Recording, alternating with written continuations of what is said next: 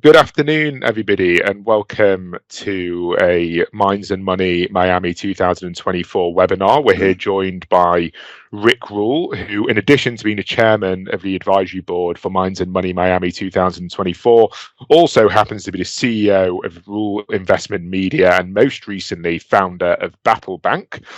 Rick is a rather prominent and prevalent precious metals investor, but also plays around the whole market cap within mining and have been doing this for many, many years. We're absolutely delighted to be joining him. As a reminder for all of you, Minds and Money Miami 2024 is going to be taking place at the James L. Knight Center in Miami over February 22nd and 23rd of this year. So please do join us there. We've got plenty of junior mining companies who have already signed up, plenty of investors who are there hoping to deploy some capital into what is at the moment a fairly challenged space, but I'm sure Rick will take us through a bit more about that. So without further ado, I'm going to allow Rick to take us away, talk about how the Pareto principle as it applies to the junior mining world right now. Thank you very much, Rick, for joining us. Jonathan, thank you so much for giving me the opportunity to address your great audience. Ladies and gentlemen, thank you too. It is a truism in investing that you get out of it what you put into it. And the fact that you're taking the time to listen to these presentations and attend to Minds and Money will give you a leg up, I believe, on all of your competitors, and ultimately will help you ascend the ranks of the sort of Pareto bell-shaped curve, which we're going to talk about in a moment. Many of you are familiar with Pareto's law, a social science dictum advanced by an Italian, I guess you would call him sociologist, some number of years ago. Those of you who aren't familiar with it as Pareto's law may be familiar with it by its popularized name, which is the 80-20 principle. The 80-20 principle holds, roughly, that 80% of the accomplishment, 80% of the utility in any given discipline is accomplished by only 20% of the practitioners, or 80% of the output is done by 20% of the workers. It turns out that statistically, this proposition is true. In most applications, in most disciplines, in most businesses, 20% of the population involved in that activity generates 80% of the progress, or 80% of the utility. It's important to note, too, this may sound elitist, I guess because it is, that performance is truly a bell-shaped curve. There is a good lip, which is to say the 20% of the people that generate 80% of the utility. There's also a bad lip. It turns out in any given activity, 20% of the people generate what economists would call 80% of the disutility, what people like me would merely call 80% of the aggravation. Your first task, as an investor, is to identify in any given activity, in this particular case, junior mining, the good lip, the good 20, and the bad 20. Not really as difficult as it sounds, and we'll talk about that. But before we do, we need to further refine the search, because it turns out that in large population bases and large tasks, that if you take either the good lip, the good 20, or the bad 20, and you run those individuals through the same performance dispersal curves, that they will conformably align, which is a fancy way of saying that 20% of the 20% accomplish 80% of the 80%, which is to suggest that 4 or 5% of the population base involved in any given activity accomplish somewhere between 60 and 65% of the positive utility, or cause 60 or 65% of the negative utility. And it's important to know that to optimize your result, rather than searching for merely good performers, it behooves you to search for great performers, which is to say, concentrate yourself on the 4% of the population that is likely to generate 60 to 65% of the positive outcomes. Search, too, for the 4 to 5% that are likely to generate 60 to 65% of the failure, of the negative utility. I have learned, and it is also statistically corroborated across many large population bases and many tasks, that in fact, If you run this second lip, this super lip, if you will, the 4 to 5% of the population that generates 60 to 65% of the utility, through the exact same performance curve that conformably aligns at least one more time, which is to suggest that between 0.8 and 1% of the population generates in excess of 40% of the utility, and on the other side of the curve, 40% of the disutility. Reflecting on this, I looked back over my own investing in mining activities, going back now, I'm embarrassed to say, almost 50 years. And what I discovered is that had I personally confined my activities to people who would have at least inhabited the second lip, that 4%, when I was still in my 30s, I would have worked substantially less hard and I would have made substantially more money. Taking that a step further, by the time I was 50, and by the time I should have identified the people who inhabited the exalted 1% lip and confined all of my investing activities to them, which is to say, not researched any company that wasn't headed by somebody who was in that 1% range, that again, I would have worked much less hard, and in fact, I would have made much more money.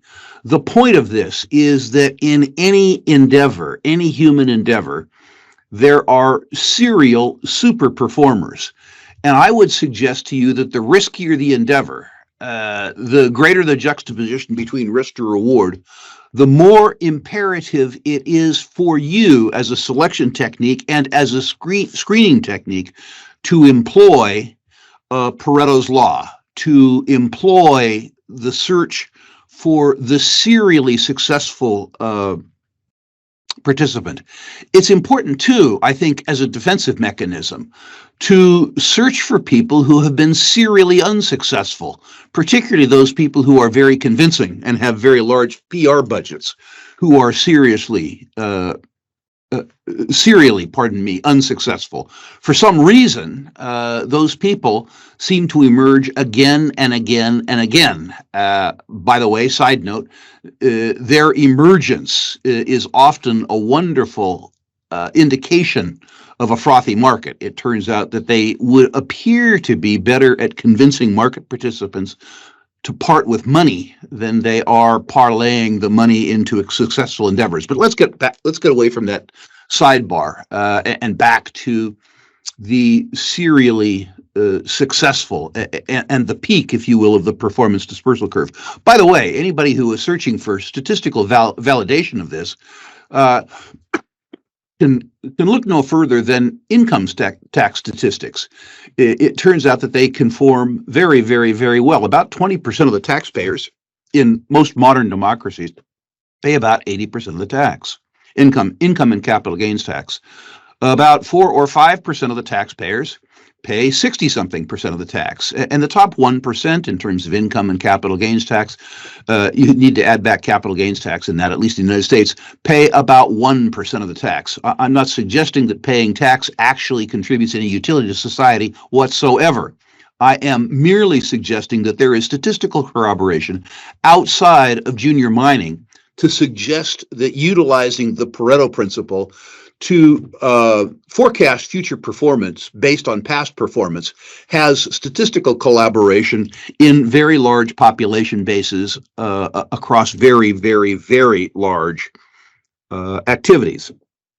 So to recap there, it turns out to be a truism that there is a successful lip, which is to say 20% of the market participants generating 80% of the utility. Then there's a performer or super performers lip, which is to say that 20% of that 20, or 4% statistically, between 4 and 5% generate between 60 and 65% of the utility. And finally, that between 0.8% and 1% of the population generates 40% of the utility. Anybody who's been involved in junior mining investment for some substantial period of time can think through in their own, in my day we would call them Rolodexes, now in your contexts, and you will see corroboration of this. You will see the Lundin family, you will see the Ross Beatties, the Bob Quartermains, the Robert Friedlands. You will see that there are super successes. It isn't always apparent when you're studying these people why necessarily they are super successful people. But what you will see nonetheless is that these people exist and their future successes are forecastable. So at the very beginning, what I want to suggest to you is that you use serial success as a screening device. When a presentation is made to you, look through what I would call the chief ego. That may be the chief executive officer, it may be the largest shareholder, it may be the founder, and look for evidence of serial success. It stands to reason by now that those people would be successful. In the first instance, there are probably some intangibles that we can't focus on. Perhaps they work harder, perhaps they're more intelligent. But after one or two successes, the game becomes much easier for them. They know how to do what they need to do to build a company. They've been there before. Their very success means that they are able to identify, attract, and retain higher quality people to their board and to their staff than people who are unproven or unsuccessful. In addition to that, they are able to obtain higher quality properties because the property vendor knows that the probability of their payout is higher with a serially successful person than an unsuccessful person. And then finally, of course, their cost of capital is lower. They have the ability of returning for capital to people that they have made capital for. Their very reputation means that when they open a new door, that new door is receptive to them as a consequence of their prior success and the reputation that they enjoy. This is a very formidable list of advantages, and it's a list of advantages, intangible to be sure, that you need to pay attention to when you are screening opportunities in the junior mining business. I believe, although this is open to debate, that the success should be applicable to the task at hand, certainly below what I call the chief ego in the company, the Ross Beatty or the Robert Friedland. The success should be, the past success should have come in an endeavor that is very close to the task at hand this go-round.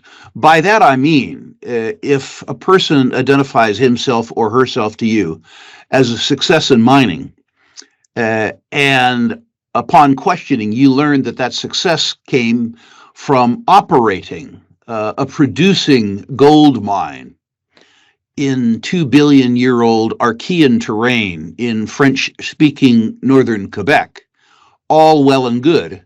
But if the task at hand is exploring for, rather than operating or producing, copper-gold porphyries in 20-million-year-old accreted tertiary volcanic terrain in Spanish-speaking Peru, while the success that they had enjoyed previously is laudable, it may or may not be appropriate to the task at hand. What you notice, or at least what I've noticed in mining, is that some of the serially successful people that have come across my desk, the Robert Friedlands, with whom I've done business since the 1980s, the Lundin family, whom I've done business with since the 1970s, these types of people, it turns out that some of these people seem to be able to transcend speciality. It seems that they identify themes, particularly themes that are out of favor. The Lundins, as an example, concentrated on frontier markets, and they went after deposits that other people wouldn't go after, really as a consequence of what was perceived by other people as political risk. Ross Beatty has been able to navigate various different deposit types in various different commodities. So it turns out that some of the serially successful people seem to be able to be serially successful across endeavors in the mining business. Perhaps as a consequence, I say, of their contrarian instincts, perhaps as a consequence of their discipline in only focusing on very, very large deposits.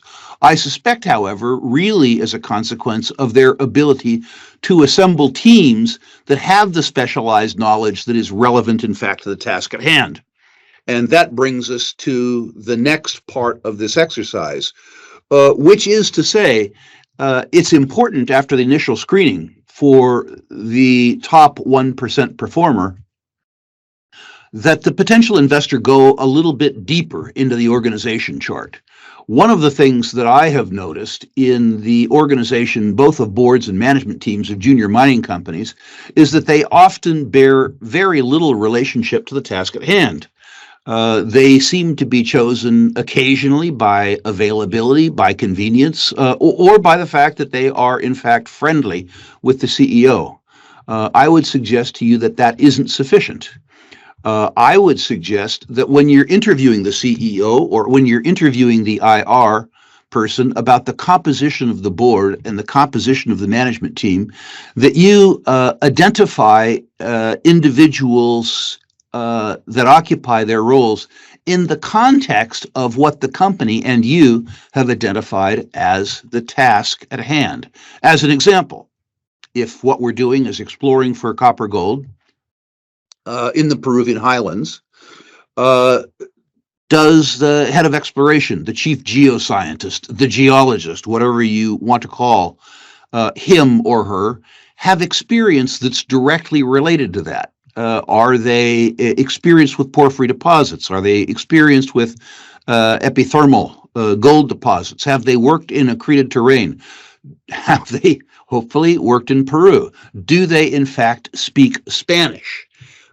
Is their experience suited to the task at hand? And have they hopefully been successful in some capacity directly related to the task at hand?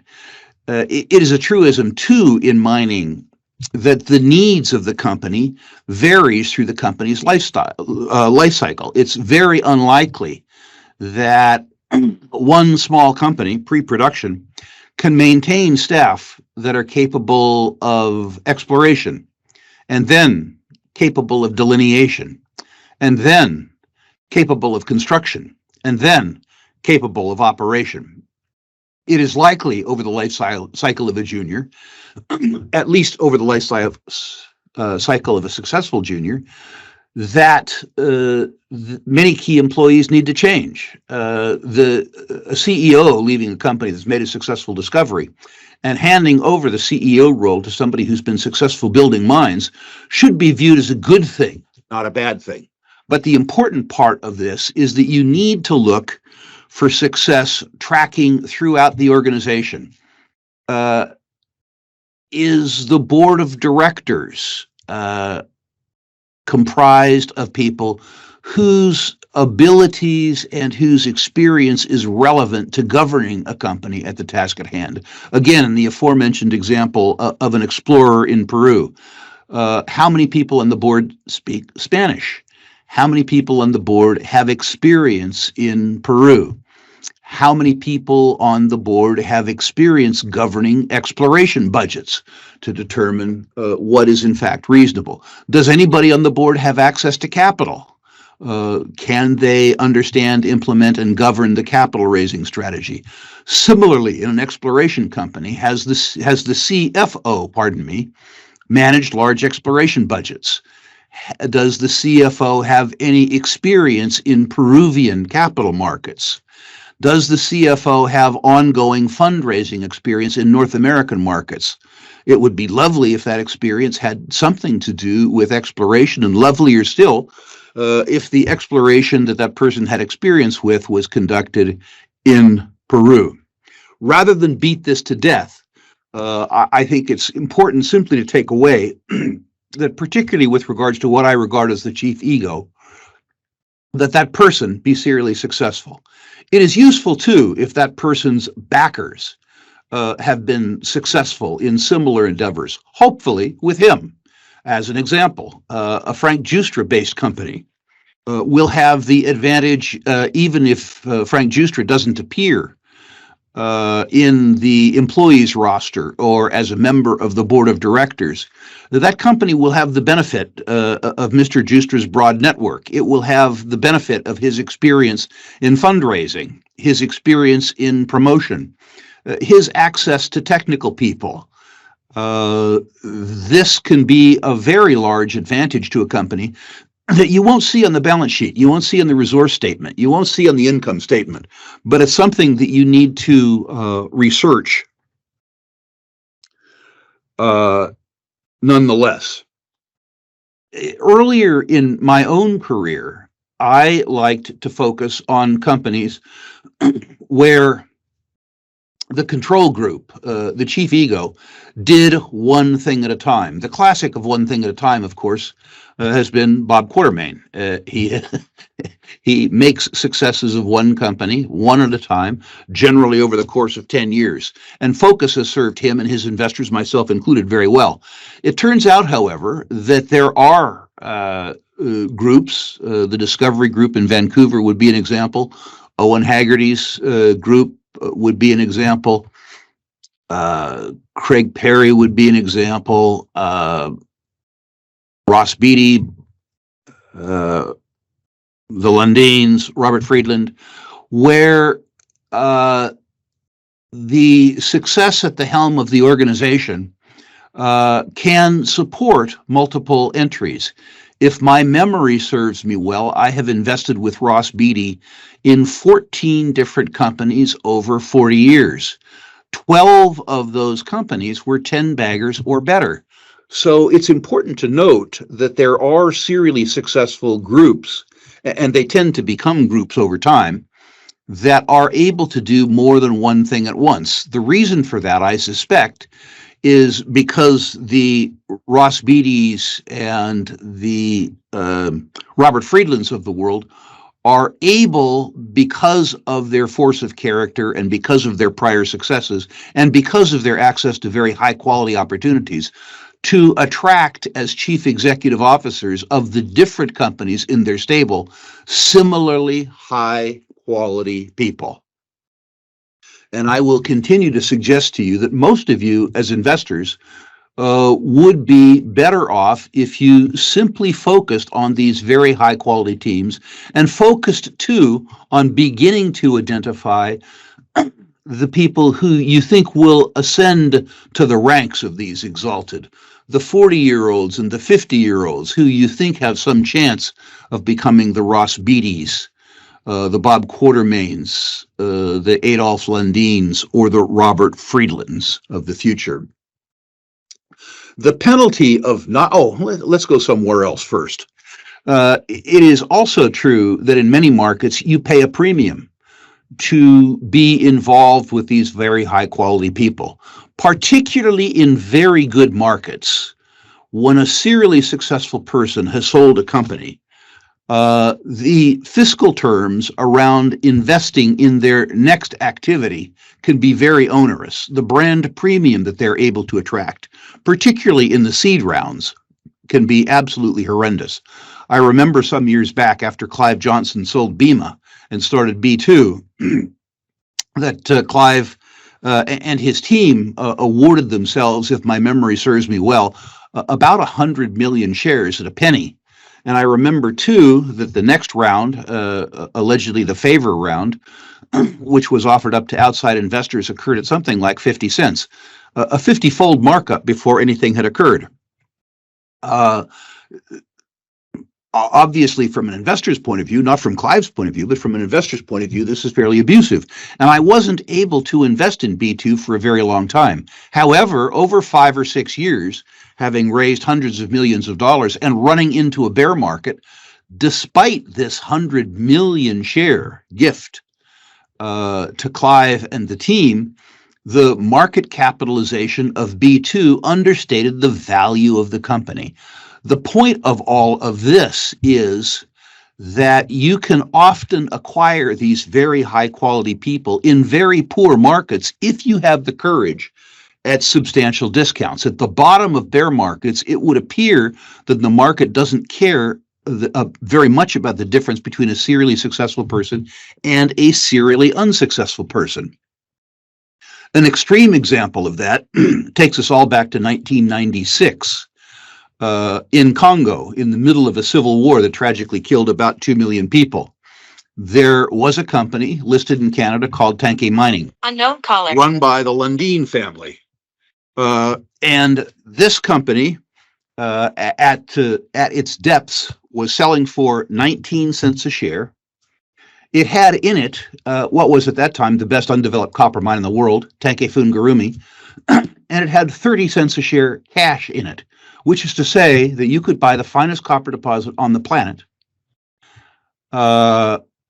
with arguably the finest entrepreneurial family in mining, and you could buy it at a price that was an 11-cent per share discount to cash. Now, why was that? Well, the first was the market's justifiable fear of the Congo. The second was that those fears were amplified, of course, by a civil war. The third was a malaise in mining markets generally, but a malaise in copper markets in particular. So when employing this Pareto strategy, and I would argue when employing any other strategy in junior mining speculation, it's important to remember that in a capital-intensive, cyclical industry, that one must be a contrarian. If we fast forward but stay in Congo, some years later, Ivanhoe Mines, having already made the Kamoa discovery, was selling at 63 cents a share after having raised money from Zijin Mining at a price above $1. In fact, the company, as I recall, had 93 cents a share cash in it, had the Kamoa discovery in it, had the Platreef in it, had Kapushi in it, and was run by Robert Friedland, was run by one of the most brilliant, one of the most successful people that the mining industry has ever seen. This is another example that employing the Pareto's law to junior mining speculation is, like anything else, particularly lucrative if you have the persistence and the tenacity to do it in a very bad market. It just so happens that we're in a fairly bad market today. And as you look across the length and breadth of the offering of the exhibitors at the Miami show, I would suggest that you begin your search by filtering for companies that are run by people who have been serially successful in the past. This is, of course, no guarantee of future successes. And I hope at future Minds and Money to be able to talk about other attributes that might cause companies to be successful. I will tell you this, the penalty for failing to observe this is fairly high. I have talked at prior Minds and Monies about the truly ugly arithmetic around junior mining as an industry, about the fact that there are probably 3,000 public companies worldwide that claim to be involved in the mining business, and about the fact that, at least from my point of view, probably 400 of the 3,000 are in fact viable. It's important to remember when you get tempted to be ebullient in the sector, when you think that bargains abound, to remember that if you merged every junior mining company in the world into one company, we'll call that Junior Explorco. That company in a very, quote, good year would lose $2 billion. In a very bad year, could lose $5 billion. So what is it that as investors, we should pay for this industry? Should we pay 6 times losses?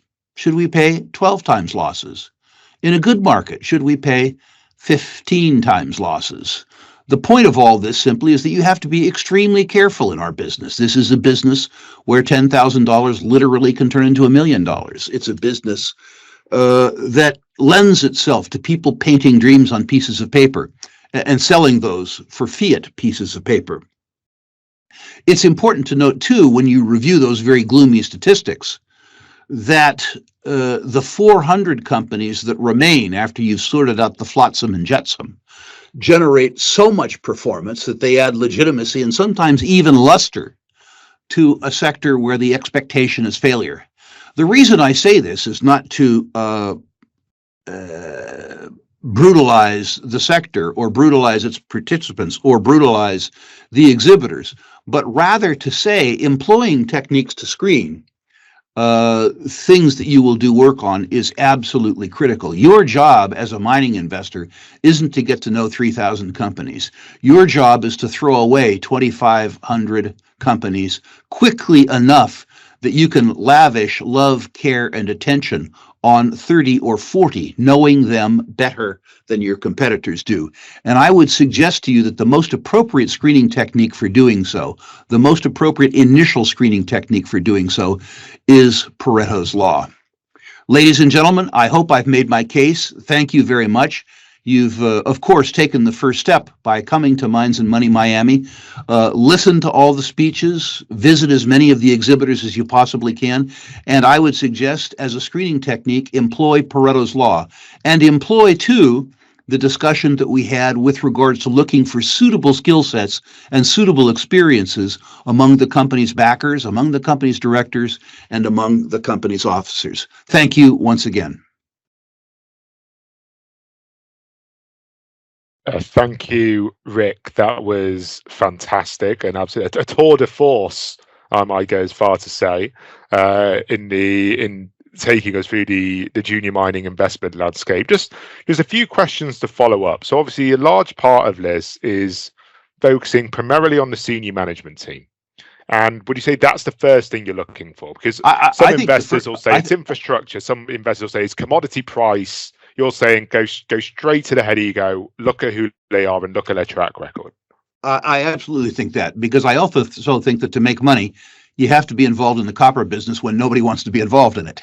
You have to be in the uranium business 2.5 years ago when nobody wants to be in it. And so if you search by commodities, too often you search for commodities that are already hot. It's odd that I get all kinds of questions about uranium now, when the uranium juniors have all tripled. When the price of uranium has gone from $200 a pound, $20 a pound to $200 a pound. If you're searching by commodity, you have to discipline yourself to search for what's not hot. Search for what is not in favor. So the initial screening tool I would suggest is people. It's important to get to know these people. If you have the opportunity to rub shoulders with some of these people, take them out for a beer. Get on their mailing list. You know, somebody has to get that early cheap stock. Somebody has to get the phone call. Somebody has to be available when you call to question a press release.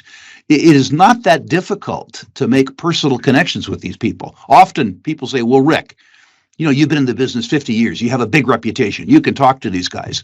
The truth is that these people are so completely consumed with their job that that's what they want to talk about. They don't want to talk about football. They don't want to talk about politics. They don't want to talk about popular culture. They want to talk about their company. So absolutely, positively, when you've identified a living legend, walk up, say, I've heard a lot about you. I'm delighted to meet you. I'd like to get to know you better.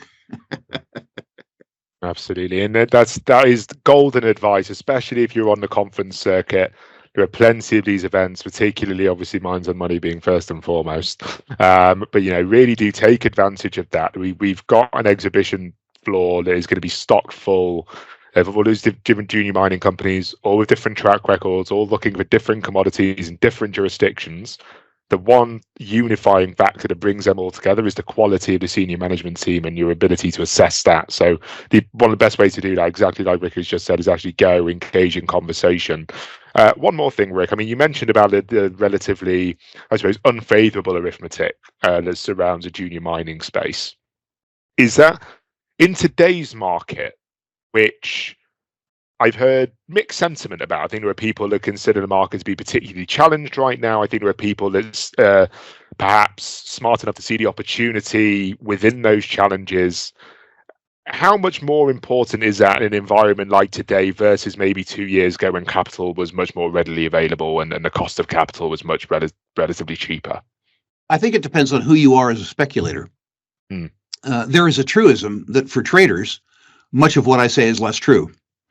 The analogy that a junior mining stock is like a horse at a racetrack is true. The advantage that the stock market has over the racetrack is that your horse doesn't have to win, place, or show.